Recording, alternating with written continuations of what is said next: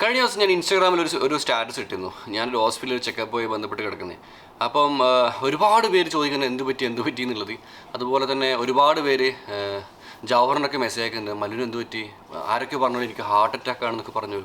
അപ്പോൾ അതിൻ്റെ ഒരു ക്ലാരിഫിക്കേഷനാണ് ഇങ്ങനൊരു വീഡിയോ. പിന്നെ അതുപോലെ തന്നെ ബഹ്റൈനിലുള്ള ലാസ്റ്റ് വീഡിയോ ആണ്. അപ്പം സാധാരണ ഞാൻ ഏത് കൺട്രി പോയി കഴിഞ്ഞാൽ മാക്സിമം അവിടുത്തെ അഡ്വഞ്ചറസ് ആക്ടിവിറ്റി ഒക്കെ എടുക്കും. പക്ഷേ ഇവിടെ ഞാൻ അതൊക്കെ കുറച്ചിട്ട് എപ്പിസോഡ് കുറക്കാൻ ഒരു റീസൺ കൂടി ഉണ്ട്, അതും കൂടി ഞാൻ പറഞ്ഞു കേട്ടോ. എല്ലാവരും സ്കിപ്പ് ചെയ്യാതാണ്. പിന്നെ ബഹ്റൈനിൽ എനിക്ക് ഒരുപാട് സമ്മാനങ്ങൾ ഇവിടുത്തെ മലയാളികൾ തന്നിട്ടുണ്ട്. അതൊക്കെ നമുക്ക് ഈ ഒരു വീഡിയോയിൽ കാണാം. ആരും സ്കിപ്പ് ചെയ്യരുത്. എന്താണ് സംഭവിച്ചതെന്ന് വെച്ചാൽ എനിക്കും ശാരീരികപരമായിട്ട് കുറച്ച് പ്രശ്നങ്ങൾ വന്നു ഈ അടുത്തായിട്ട്. അപ്പം ഡോക്ടർ എന്നോട് പറഞ്ഞു ഓവർ സ്ട്രെയിൻ ചെയ്യാൻ പാടില്ല, പിന്നെ ജസ്റ്റ് റെസ്റ്റ് എടുക്കണമെന്ന് പറഞ്ഞിരുന്നു. പക്ഷേ ഒരു ട്രാവലർ ആയതുകൊണ്ട് തന്നെ ട്രാവലിംഗ് എന്നുള്ളത് എൻ്റെ ഒരു പ്രൊഫഷൻ, എൻ്റെ ജോലിയാണ്. അപ്പം എനിക്ക് ജോലി ചെയ്യാതിരിക്കാൻ പറ്റില്ല. കാരണം നമുക്ക് കുടുംബങ്ങളും ഉണ്ട്, കുട്ടികളുണ്ട്, നമുക്ക് അവർ നോക്കണമല്ലോ. പിന്നെ ട്രാവലിംഗ് എന്നുള്ളത് എൻ്റെ ഒരു പാഷൻ കൂടിയാണ്. അപ്പം കഴിഞ്ഞ ദിവസം ഞാൻ സ്നോർക്കലിംഗ് ചെയ്യാൻ പോയിരുന്നു. സ്നോർക്കലിംഗ് ഒക്കെ ചെയ്യാൻ പോയിട്ട് നിങ്ങൾ ശരിക്കും ആ വീഡിയോ കണ്ടത് ഞാൻ ലൈഫ് ജാക്കറ്റൊക്കെ ഇട്ട് തുള്ളുന്ന സീൻസ് മാത്രം നിങ്ങൾ കണ്ടിട്ടുണ്ടാകും. കാരണം ക്യാമറ ഹോൾഡ് ചെയ്യുന്നതുകൊണ്ട് ഞാൻ എപ്പോഴും ലൈഫ് ജാക്കറ്റ് ഇട്ട് മാത്രമേ സ്നോർക്കലിങ്ങിന് വെള്ളത്തിൽ ഇറങ്ങാറുള്ളൂ. പക്ഷേങ്കിൽ അത് അഴിച്ചിട്ടിട്ട് ഞങ്ങൾ അണ്ടർ വാട്ടറൊക്കെ പോയി കുറച്ച്. അപ്പം ബ്രീത്തൊക്കെ കൺട്രോൾ ചെയ്ത് അണ്ടർ വാട്ടർ പോയി. അങ്ങനെ വന്നു.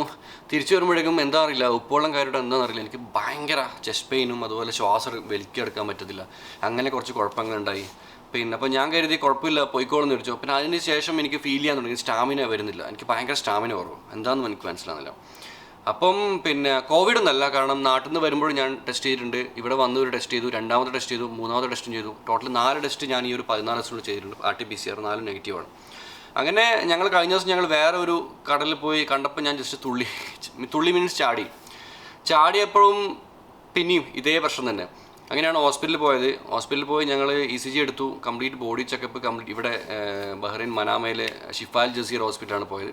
അവിടെ പോയി ഡോക്ടർ കംപ്ലീറ്റ് ECGയും കാര്യങ്ങളൊക്കെ എടുത്തു. അദ്ദേഹം പറഞ്ഞതെന്ന് വെച്ചാൽ ഓക്സിജൻ്റെ കൗണ്ട് എനിക്ക് കുറച്ച് ഡൗൺ ആകുന്നുണ്ട്. പിന്നെ അതുപോലെ തന്നെ അത് ഈ ഹേർട്ടിലേക്ക് ഓക്സിജൻ്റെ കൗണ്ട് ഡൗൺ ആകുന്നുണ്ട്. പിന്നെ ഹേർട്ട് ബീറ്റ്സും അതും കാര്യങ്ങളൊക്കെ. പിന്നെ ഈ ചെസ്റ്റ് ഇവിടെയൊക്കെ പെയിൻ ഉണ്ട്. അപ്പം ഒരുപാട് ടാബ്ലറ്റ്സ് മെഡിസിൻസ് തന്നിട്ടുണ്ട്. മെയിനായിട്ട് പറഞ്ഞില്ല ഒരു 2 months എങ്കിലും മാക്സിമം സ്ട്രെയിൻ ചെയ്യാതിരിക്കാം. പറയാൻ പറ്റില്ല, ചിലപ്പോൾ എനിക്ക് കോവിഡ് വന്ന് പോയിട്ടുണ്ടാകാം, പോസിറ്റീവ് ആയിട്ടുണ്ടാകാം. ഞാൻ എവിടെയും എനിക്ക് ടെസ്റ്റ് ചെയ്തിട്ടോ പിടിച്ചിട്ടൊന്നും ഇല്ല. പിന്നെ നാട്ടിൽ കാരണം പറയാൻ പറ്റില്ല, ഈ ഒരു അവസ്ഥയല്ല, ഒരു സിംറ്റംസ് ഇല്ലാതെ പലർക്കും കോവിഡ് വന്ന് പോകുന്നുണ്ട്. അപ്പോൾ അങ്ങനെ എപ്പോഴെങ്കിലും എനിക്ക് കോവിഡ് വന്ന് പോയിട്ടുണ്ടാകും. അതുകൊണ്ടായിരിക്കാം ചിലപ്പോൾ ഇങ്ങനെ ഒരു സൈഡ് എഫക്റ്റ് എന്ന രീതിയിൽ വരുന്നത്. മ്യൂട്ടേറ്റഡ് പുതിയ വൈറസ് അല്ലേ. അപ്പം ഒരു അഡ്വഞ്ചറസ് ആയിട്ടുള്ള ആക്ടിവിറ്റീസ് ഒക്കെ നിർത്താൻ പറഞ്ഞിട്ടുണ്ട്. അതിൻ്റെ ഭാഗമായിട്ട് എനിക്കിവിടെ ഒരുപാട് പരിപാടികൾ ക്യാൻസൽ ചെയ്യണം. ഇവിടെ ഫ്ലൈ ബോർഡ്സ് ഉണ്ടായിരുന്നു, ജെറ്റ് സ്കീ ഉണ്ടായിരുന്നു. പിന്നെ കഴിഞ്ഞ ദിവസം ഞാൻ ബൈക്ക് റൈഡ് ചെയ്തു മലയാളികളുടെ കൂടെ. പക്ഷേ അതൊരിക്കലും ഞാനൊരു അഡ്വഞ്ചറസ് എന്ന് കാര്യമില്ല. കാരണം എനിക്ക് മൈൻഡ് വളരെ റിലാക്സ് ആണ്. ഞാനിനി മരിക്കാൻ കിടക്കുന്നുണ്ടെങ്കിൽ അവസാനത്തെ ആഗ്രഹം എന്താണെന്ന് വെച്ചാൽ ഞാൻ പറയുന്നത് എനിക്കൊന്ന് വണ്ടി ഓടിക്കണം, വണ്ടി ഓടിച്ചിട്ട് മരിക്കണം. ഇതാണ് ഞാൻ പറയും. അത്രയും എനിക്ക് മൈൻഡ് റിലാക്സ് ആകുന്നൊരു സംഭവം ഈ ലോകത്ത് വേറെ ഇല്ല. അങ്ങനെയൊക്കെ ആയിരുന്നു. അങ്ങനെ ട്രീറ്റ്മെൻറ്റൊക്കെ എടുത്തു.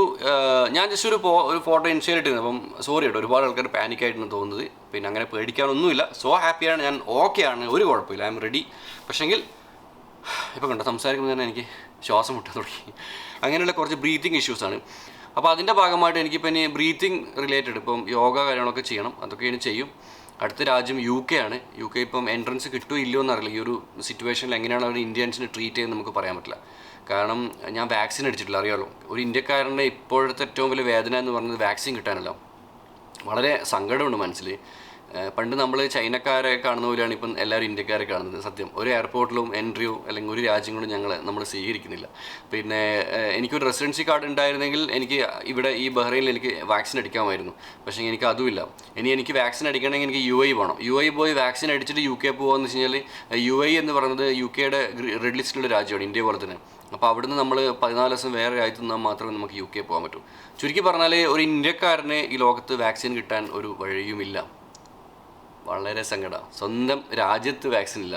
ഒരു രാജ്യം വിട്ട് പുറത്ത് പോയി കഴിഞ്ഞാൽ അവിടെ റെസിഡൻ്റ് അല്ലാത്തതുകൊണ്ട് അവിടെ വാക്സിൻ ഇല്ല.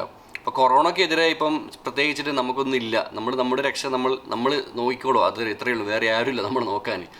സോ അപ്പോൾ ഇങ്ങനെ UK പോകാനുള്ള പ്രിപ്പറേഷനിലുള്ളത്. അപ്പം ഒക്കെയാണ്, ബോഡി ഹെൽത്ത് എല്ലാം ഓക്കെയാണ്.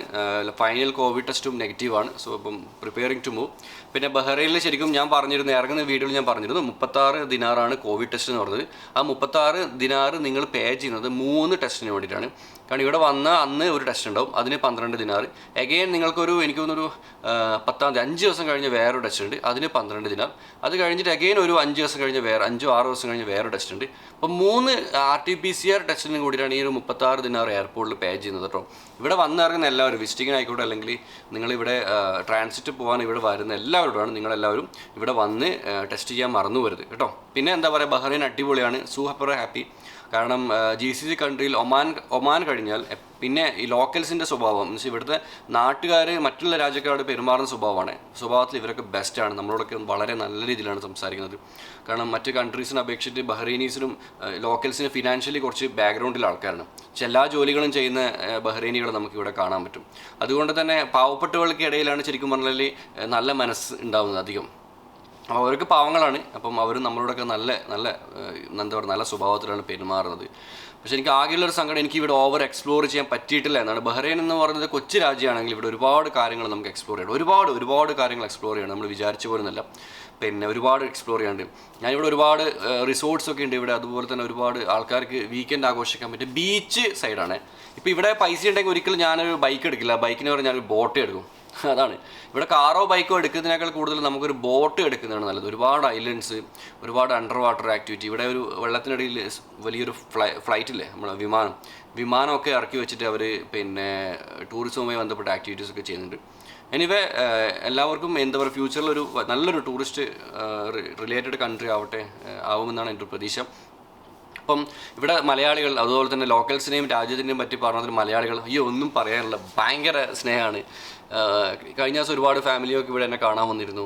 അപ്പോൾ നമ്മൾ ഓരോ ആൾക്കാരുടെ മുഖത്തെ സന്തോഷം കാണുമ്പം എനിക്ക് തന്നെ അത്ഭുതമാണ് എന്തിനാണ് ഇവർ ഇത്ര എന്നെ ഇഷ്ടപ്പെടുന്നത്. കാരണം നമ്മൾ അവരെ മുഖത്ത് കാണുമ്പോൾ ഓരോ ആൾക്കാർ കണ്ണുനൊക്കെ വെള്ളം വരുന്നത് കാണുമ്പോൾ ഭയങ്കര സന്തോഷം കേട്ടോ, ഒരുപാട് സൂപ്പർ ഹാപ്പി.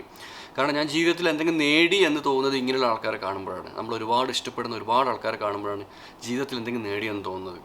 അതുപോലെ ഒരുപാട് പേര് ചിത്രങ്ങളൊക്കെ വരച്ചിട്ട് കൊണ്ടുവന്നിട്ടുണ്ട്. ഞാൻ ജസ്റ്റ് ഒന്ന് കാണിച്ചില്ല കേട്ടോ. ഇവിടെ ബഹ്റൈനിലുള്ള മലയാളികൾ എനിക്ക് കൊണ്ടുതന്നെ കുറച്ച് ഇത് ഞാൻ കാണിച്ചതാണ്. ഇത് ശരിക്കും എൻ്റെ വീട്ടിലെ ഷെൽഫല്ല, ബഹ്റൈനിലെ ഞാനിപ്പോൾ സ്റ്റേ ചെയ്യുന്ന റൂമിലെ ഷെൽഫാണ്. ഇത് കണ്ടോ, ഇത് ഇവിടുത്തെ കുറച്ച് യൂട്യൂബേഴ്സ് തന്ന ഗിഫ്റ്റാണ്. ഇവിടെ അവരുടെ പേരുണ്ട്, യൂട്യൂബേഴ്സിൻ്റെ പേരൊക്കെ ഇവിടെ കൊടുത്തിട്ടുണ്ട്. ഇവർ തന്ന ഒരു ഗിഫ്റ്റാണ്. പിന്നെ അതുപോലെ ഇത് ഒരു റിയ എന്ന് പറഞ്ഞൊരു കുഞ്ഞുമോട്, അവൾ ആദ്യമായിട്ട് പോർട്രേറ്റ് വരച്ചത് എൻ്റെയാണ്. ആ ഒരു ഫോട്ടോ എടുത്ത് താങ്ക്സ് മോളെ. പിന്നെ റിയ തന്നെ വരച്ച വേറൊരു പെയിൻറ്റിംഗ് ആണ്, ഒരു എന്താ പറയുക നേച്ചറിൻ്റെ പെയിൻറ്റിംഗ് ആണ്. Soap happy. ഇത് മറിയം അസ്മി എന്ന് പറഞ്ഞൊരു കുഞ്ഞുമോള് വരച്ചതാണ് എൻ്റെ പോർട്രേറ്റ് കേട്ടോ. Super happy. പിന്നെ അതുപോലെ ഇത് പ്ലഷർ റൈഡേഴ്സ്, നാളെ നിങ്ങൾ കാണാൻ പോകുന്നത് പ്ലഷർ റൈഡേഴ്സിൻ്റെ ബൈക്ക് റൈഡാണ്. ആ പ്ലഷർ റൈഡേഴ്സ് എനിക്ക് തന്ന ഒരു മൊമെൻറ്റുമാണ്. ഇതൊരു എന്താ പറയുക മാർബിളിൽ അവർ ഇങ്ങനെ ഒരു കാർവ് ചെയ്തിട്ട് ഡിസൈനൊക്കെ ആക്കിയിട്ട് തന്നതാണ്. ഇവിടെ അവർ കൊടുത്തിട്ടുണ്ട് പ്ലഷർ റൈഡേഴ്സിൻ്റെ. അതുപോലെ ഇത് പിന്നെ മഹറൂഫ് സെയിൻ ആർട്ട് എന്ന് പറഞ്ഞ ഒരു ആർട്ടിസ്റ്റാണ് ഇവിടുത്തെ. അദ്ദേഹം മലയാളിയാണ്. മൂപ്പർ എനിക്ക് തന്ന ഒരു ഫോട്ടോ കണ്ടോ, അടിപൊളിയല്ലേ, എന്നൊക്കെ ഒരു നോക്കിയാൽ ആ ഒരു പിക്കാണ്. പിന്നെ അതുപോലെ ഇത് ആക്ച്വലി നമ്മുടെ നാട്ടുകാരൻ കൂടിയാണ്, ഈ വരുന്ന പ്ലഷർ റൈഡേഴ്സിൻ്റെ റൈഡറാണ്. അദ്ദേഹം എനിക്ക് തന്നതാണ്. അദ്ദേഹവും ആദ്യമായിട്ടാണ് ഇങ്ങനൊരു സംഭവം ട്രൈ ചെയ്യുന്നത്. പക്ഷേ നിങ്ങൾക്ക് വിശ്വസിക്കാൻ പറ്റുമോ, ഇത് അദ്ദേഹം ആദ്യമായിട്ടാണ് ട്രൈ ചെയ്യുന്നത് എന്നോട് പറഞ്ഞത്. പക്ഷേ അത്രയും പെർഫെക്റ്റ് ആയിട്ട് സംഭവം വന്നിട്ടുണ്ട്. പിന്നെ ഇതും ഒരു മലയാളി, പേര് നിഷാൻ ആർട്സ് എന്ന് പറഞ്ഞൊരു മലയാളി, അദ്ദേഹം എനിക്ക് എൻ്റെ വരച്ചതാണ്. നോക്കി നിങ്ങൾ, വളരെ ക്ലിയർ ആയിട്ട് ചാർക്കോൾ ടൈപ്പ് ആണ് ഈ ഒരു തീം വന്നിട്ടുള്ളത്, മൂപ്പർ ചെയ്തതാണ്. പിന്നെ അതുപോലെ ഇതൊരു കുഞ്ഞു മോള് വരച്ചതാണ്. അഫ്കോഴ്സ് എല്ലാത്തിനും നമ്മൾ ഒരേ പ്രാധാന്യമാണ് കൊടുക്കുന്നത്. ഉണ്ടോ, ഒരു കുഞ്ഞു മോള് വരച്ചതാണ് എനിക്ക്. ഓക്കെ, ഇത് മുബാർക്ക് വീടിൻ്റെ ഒക്കെ ഫോട്ടോ വരച്ച് തന്നിട്ടുണ്ട്. പിന്നെ ഇത് ആക്ച്വലി ഒരു ഗിഫ്റ്റ് ഹാമ്പറിൻ്റെ ഒരു കുട്ടി എനിക്ക് തന്നതാണ്. ഇവിടെ കണ്ടോ, welcome to Bahrain Mallu travel എന്ന് പറയും. ഈ ബോക്സിനകത്ത് നിറയെ എൻ്റെ ഫോട്ടോസാണ്. എൻ്റെ ഫോട്ടോസ് ഇപ്പോൾ തുറന്നു കഴിഞ്ഞാൽ തന്നെ മൊത്തം ഫോട്ടോസ് ഉണ്ടോ ഇങ്ങനെ വരും. കംപ്ലീറ്റ്ലി എൻ്റെ ഫോട്ടോസ് ഇതിനകത്ത് മുഴുവനും. 2 കുട്ടികളെ എനിക്ക് കൊണ്ടുവന്നതാണ്. പിന്നെ അതുപോലെ ഇത് മെഹന്തി കോൺസാണ്, വൈഫിന് തന്നാണ്. ഗിഫ്റ്റ് എല്ലാം ഗിഫ്റ്റ് തന്നെയാണ്. ഓക്കെ, അവരുടെ തന്നെ ഒരു സ്റ്റിക്കേഴ്സാണ് ഇവിടെ. ബഹ്റൈനുള്ളവർക്ക് ഇത് ഇവിടെ ഉണ്ട്. അവരുടെ ഒരു ബിസിനസ് കാർഡ് ഇവിടെ കൊടുത്തിട്ടുണ്ട്. ഫന മാജിക്കൽ ഹാൻഡ്സ് ഉണ്ട്. പിന്നെ ഈ കുട്ടിയുടെയും ഇതിൽ കൊടുത്തിട്ടുണ്ട്. ഞാൻ കാണിച്ചു തരാം. ഇവിടെ ഉണ്ട്, ഇവിടെ അയ്യോ കാണുന്നില്ല. ഞാനത് ഇൻഷ്യൽ ഇട്ടിട്ടുണ്ട് കേട്ടോ, ഇൻഷ്യൽ നോക്കിയാൽ മതി. ഓക്കെ, പിന്നെ അതുപോലെ തന്നെ പിന്നെ ഇത് ആക്ച്വലി ഒരു ചോക്ലേറ്റ് ഗിഫ്റ്റ് വൗച്ചേഴ്സാണ്. ആ ഡ്രോയിങ് വരച്ച കുട്ടിയുടെ അച്ഛൻ തന്ന കേട്ടോ. ഇത്രയും കാര്യങ്ങളുണ്ട്. പിന്നെ ഇവിടെ ഒരു ബൈക്ക് കാണാം, ഒരു കുഞ്ഞ് ബൈക്ക് എനിക്ക് ഗിഫ്റ്റ് ഇട്ടിട്ടുണ്ട്. ഇത് ഇവിടുത്തെ ഒരു യൂട്യൂബേഴ്സ് തന്നെ വൈഫിന് കൊണ്ടുവന്നൊരു ഗിഫ്റ്റാണ്. വൈഫിനാണ് ശരിക്കും ഏറ്റവും കൂടുതൽ ലോട്ടറി അടിച്ചിട്ടുള്ളത് ഈ ഒരു കാര്യത്തിൽ. കാരണം ഫർദ മാത്രമല്ല, അവൾക്ക് നല്ല കിടിലം പോലത്തെ ഗിഫ്റ്റ് ഉണ്ട്. കഴിഞ്ഞ ആ ഒരു പേളിൻ്റെ വീഡിയോയിൽ ഞാൻ നിങ്ങളോട് പറഞ്ഞിരുന്നു എനിക്കൊരു മോതിരം ഗിഫ്റ്റ് കിട്ടിയിരുന്നു. അപ്പോൾ ഒരുപാട് ആൾക്കാർ ചോദിക്കുന്നുണ്ട് എവിടെ മോതിരം. ആക്ച്വലി ഇതാണ് മോതിരം, ഞാൻ ജസ്റ്റ് കാണിച്ചുതരാം. നമ്മുടെ ആ ഒരു നിയാസ്ക തന്നതാണ്. അദ്ദേഹം എനിക്കാണ് മോതിരം ഓഫർ ചെയ്തത്, പക്ഷേ ഞാൻ ഒന്നും ഇടാറില്ല, എനിക്ക് അതിന് താല്പര്യമില്ല. അപ്പം മൂപ്പര് ഞാൻ പറഞ്ഞു നിയാസ്ക ഒന്നും വേണമെന്ന് പറഞ്ഞു, പക്ഷേ മൂപ്പരൊന്നും എന്തെങ്കിലും തരണം. അങ്ങനെ ഞാൻ ഓക്കെ ഉപ്പാക്ക് റിങ് എന്ന് വെച്ചാൽ ഉപ്പയിടല്ല. അറിയാമല്ലോ സ്ത്രീകൾക്കൊക്കെ ഇങ്ങനെയുള്ള കാര്യങ്ങളൊക്കെ ഭയങ്കര ഇഷ്ടമായിരിക്കും. പിന്നെ കഴിഞ്ഞ ദിവസം എൻ്റെ വെഡിങ് ആനിവേഴ്സറി ആയിരുന്നു, അപ്പം ഗിഫ്റ്റ് കൊടുക്കാമെന്ന് വെച്ചു. സോ ഇതാണ് ആ ഒരു റിങ് എന്ന് പറഞ്ഞത്. ഇതുണ്ടോ നിങ്ങൾ, ഇതാണ് ഇതിൻ്റെ ബോക്സ്. ഓക്കെ, ഇതിപ്പോൾ തുറക്കുന്നത് ഇങ്ങനെ തിരിച്ചാൽ മതി, ഇങ്ങനെ തുറക്കും. തിരിച്ച് കഴിഞ്ഞാൽ ഇതേ പേളിങ്ങനെ വരും. ഇത് നിങ്ങൾ ഈ റിങ്ങിൻ്റെ പ്രത്യേകത എന്ന് വെച്ചാൽ ഇത് ഒറിജിനൽ പേളാണ്. അതുപോലെ ഇതിൽ ഡയമണ്ട്സ് ഉണ്ട്, പിന്നെ പേളും ഡയമണ്ട്സ്, പിന്നെ ഗോൾഡും, വൈറ്റ് ഗോൾഡും, യെല്ലോ ഗോൾഡും, ഇതൊക്കെ മിക്സ് ചെയ്തിട്ടുള്ള റിങ്ങാണ്. പിന്നെ കയ്യിലിട്ട് കഴിഞ്ഞാൽ തന്നെ ഇത് വളരെ സിമ്പിളാണ്. ഓക്കെ, നമ്മുടെ നാട്ടിൽ എന്താ പറയുക, നമ്മളിപ്പം ആ ഒരു വീഡിയോ പറഞ്ഞ പോലെ തന്നെ നമ്മുടെ നാട്ടിൽ നമ്മൾ ഈ ഫുട്പാത്തിലൊക്കെ നമുക്ക് കിട്ടുന്ന റിങ്ങില്ല, അതുപോലെ ഉണ്ട്. പിന്നെ ഒരു കാര്യം കൂടി ഉണ്ട്, ഇത് ഡ്യൂപ്ലിക്കേറ്റാണെന്നൊക്കെ എന്തായാലും ചിലപ്പോൾ ഒളിപ്പ് ഇട്ട് കിടന്ന ആൾക്കാർ തന്നെ ഡ്യൂപ്ലിക്കേറ്റാന്ന് പറയും. പക്ഷെ അങ്ങനെ പറയുന്നവർക്ക് വേണ്ടി ഞങ്ങളുടെ കയ്യിൽ അതിൻ്റെ സർട്ടിഫിക്കറ്റ് ഉണ്ട് കേട്ടോ, പേൾ സർട്ടിഫിക്കറ്റ് ഉണ്ട്. അറിയാമല്ലോ ഇവിടുന്ന് ഒരു ഒറിജിനൽ പ്രൊഡക്റ്റ് പോകുമ്പോൾ നമുക്ക് സർട്ടിഫിക്കറ്റ് കിട്ടും. അപ്പം ആ ഒരു ഒറിജിനൽ പേളെന്ന് തെളിയിക്കുന്ന ഒരു സർട്ടിഫിക്കറ്റ് അപ്പോൾ അതും എനിക്ക് തന്നിട്ടുണ്ട്. ഇതിൽ കൊടുത്തിട്ടുണ്ട് പേൾ ഏത് ഷേപ്പാണ് എന്നൊക്കെ ഈ ഒരു സർട്ടിഫിക്കറ്റിൽ കൊടുത്തിട്ടുണ്ട്. പിന്നെ ധനാത്തേൻ്റെ സർട്ടിഫിക്കറ്റാണ്. അതുപോലെ അതിൻ്റെ ഒരു കാർഡ്, ഒരു തിരിച്ചറിയൽ കാർഡും ഇതിൽ കൊടുത്തിട്ടുണ്ട്, ഫോട്ടോസൊക്കെ വെച്ചിട്ട്. അപ്പോൾ ഇത് ഇവിടെ നിന്ന് കിട്ടിയ എല്ലാ ഗിഫ്റ്റും എനിക്ക് ഒരുപോലെയാണ്. ഇത് ഇപ്പോൾ വില കൂടി എന്ന് വെച്ചിട്ട് ഇതിന് സ്പെഷ്യൽ അങ്ങനെയില്ല, എല്ലാ ഗിഫ്റ്റുകളും ഒരുപോലെയാണ്. കാരണം ഓരോ ആൾക്കാർ ഗിഫ്റ്റ് ചെയ്യുമ്പോൾ അവരുടെ മനസ്സിലൊരു സന്തോഷം ഉണ്ടാവും, ആ സന്തോഷമാണ് നമുക്ക് വലുത് കേട്ടോ. പിന്നെ ബഹ്റൈനിലെ മലയാളികളോടാണ്, നിങ്ങളൊക്കെ ഭാഗ്യവാന്മാരാണ്. കാരണം ഇപ്പോഴും പറയുന്നു, എനിക്ക് തോന്നുന്നു GCCയിൽ ഏറ്റവും കൂടുതൽ ഭാഗ്യവാന്മാർ ബഹ്റൈനിലെ മലയാളികളാണ്. ഇത്രയും രാജ്യങ്ങൾ കണ്ട എക്സ്പീരിയൻസിലാണ് ഞാൻ പറഞ്ഞത്. അത്രയും നിങ്ങളൊക്കെ ഭയങ്കര ലക്കികളാണ്, കാരണം നിങ്ങളൊക്കെ ഇവിടെ സേഫാണ്. പിന്നെ വേറെ കാര്യം എന്ന് വെച്ചാൽ ഇപ്പോൾ ലോകത്ത് ഈ ഒരു കോവിഡിൻ്റെ പാൻഡമിക് വന്നപ്പോൾ GCCയിലെ പല കൺട്രീസും എയർപോർട്ടൊക്കെ പൂട്ടി അവിടെ വരുന്ന ആൾക്കാർക്കൊക്കെ ക്വാറന്റൈൻ വെച്ചു, ലിമിറ്റ് വെച്ചു, ഒരുപാട് കാര്യങ്ങൾ വെച്ചിട്ട്. ഇപ്പോൾ സൗദി ആയിക്കോട്ടെ, അവരും സൗദി 20 ശേഷം ക്വാറന്റൈൻ എക്സ്ട്രാ വെച്ചു. ഒമാൻ ലോക്കാണ്, ഖത്തർ ലോക്കാണ്, UAE ലോക്കാണ്. എല്ലാ രാജ്യങ്ങളും ലോക്ക് ചെയ്തപ്പോഴും ബഹ്റൈൻ ഭരണകൂടം അവരുടെ എല്ലാ വാതിലുകളും തുറന്നിടയത്. ഇവിടെ ജോലി ചെയ്യുന്ന മറ്റ് രാജ്യക്കാർക്കോ അല്ലെങ്കിൽ ഇവിടെ വിസിറ്റേഴ്സിനോ വരാൻ വേണ്ടി ഇതുവരെയായിട്ട് അവരിവിടെ ഒരു എയർപോർട്ടും പൂട്ടിയിട്ടില്ല. അപ്പോൾ അക്കാര്യം നിങ്ങളൊക്കെ വളരെ ഭാഗ്യവാന്മാരാണ്. നിങ്ങൾക്ക് നാട്ടിൽ പോകാൻ വരാം, ഒക്കെ ചെയ്യാം. പിന്നെ ഈ ഒരു സമയത്ത്, ഈ ഒരു പാൻഡമിക്കിൻ്റെ സമയത്ത് പ്രവാസികളെ ചൂഷണം ചെയ്യുന്ന ചില ട്രാവൽ ഏജൻസികൾ അല്ലെങ്കിൽ അതുപോലുള്ള ആൾക്കാരാണ് ടിക്കറ്റിൻ്റെ റേറ്റൊക്കെ വളരെ കൂട്ടിയിട്ട് നിങ്ങൾ ഉപദ്രവിക്കുന്നത്. ഗവൺമെൻറ് തുറന്നിട്ട എയർപോർട്ടിലേക്ക് ചാർട്ടേഡ് ഫ്ലൈറ്റിനൊക്കെ ഇപ്പം സാധാരണ ഫ്ലൈറ്റ് ടിക്കറ്റ് വൺ സൈഡിന് ഒരു 10-20 കൂട്ടി, ഓക്കെ 2 സൈഡ് ആണെങ്കിൽ തന്നെ 40 ആയാലും ഇപ്പോൾ 67-70 ടിക്കറ്റ് പോകുന്നത്. അത്രയും ചൂഷണം നിങ്ങൾ ചെയ്യുന്നുണ്ട് കേട്ടോ, സീരിയസ്ലി. കാരണം അതൊക്കെ ഭയങ്കര ഹെവി റേറ്റാണ്. ഇവിടെ വന്ന് പഠിച്ചത് അടിസ്ഥാനത്തിലാണ് പറയുന്നത്, അതൊക്കെ ഭയങ്കര ഹെവി റേറ്റ്.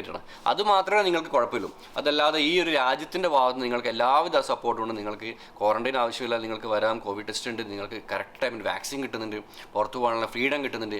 വാക്സിനേറ്റഡ് ആയ ഗ്രീൻ കാർഡ് മൊബൈലുള്ള എല്ലാവർക്കും ഏത് റെസ്റ്റോറൻറ്റിലും പോയിരുന്ന് കഴിക്കാം, എവിടെയും സോഷ്യൽ ഗ്യാതറിങ് ചെയ്യാം, അല്ലെങ്കിൽ പുറത്തു പോകാം, എല്ലാം ചെയ്യാം. സോ നിങ്ങളാണ് ശരിക്കും ഈ ഒരു സമയത്ത് ഈ GCC കൺട്രിയിലെ ഏറ്റവും വലിയ ഭാഗ്യവാന്മാർ കേട്ടോ. ഒരുപാട് നന്ദി കേട്ടോ എല്ലാവരോടും സപ്പോർട്ട് ചെയ്യുന്നതിന്. ഇനി നാളെ വരാൻ പോകുന്നത്, ഞാൻ ഇവിടെ ഒരു ബൈക്ക് റൈഡ് പോയിരുന്നു, ആ ബൈക്ക് റൈഡിൻ്റെ കാഴ്ചകളാണ്.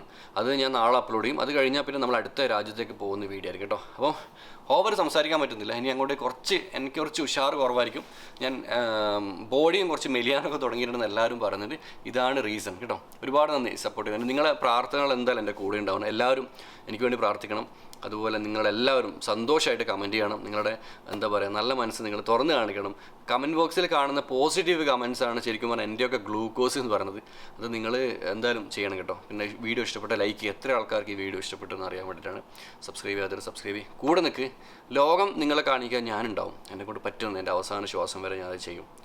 എനിക്ക് നിങ്ങളുടെ അടുത്ത് വേണ്ടത് സ്നേഹം മാത്രം കേട്ടോ. അടുത്ത എപ്പിസോഡ് കാണാം.